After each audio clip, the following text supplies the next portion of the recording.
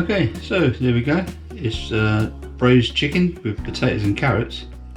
It's supposed to be potatoes and peas, but full credit for this video goes to Joanne Pimentel. Not sure the actual name, but I know it's Joanne, and the link will be here somewhere. And what I've put in it, instead of the peas I use carrots. I've added basil. The chicken was done with flour, pepper and salt, fried off and then taken out, and then fry the onions and garlic in some butter and oil, and then add some water, chicken stock, oregano, put the chicken back in, potatoes in and the carrots, and then let it boil away until the potatoes are nice and soft. Chicken's going to be absolutely tasty.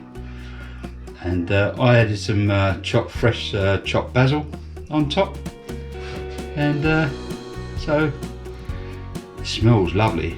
So full credit to Joanne for this one, because it looked really lovely, so I thought I'd do it and I'll show you.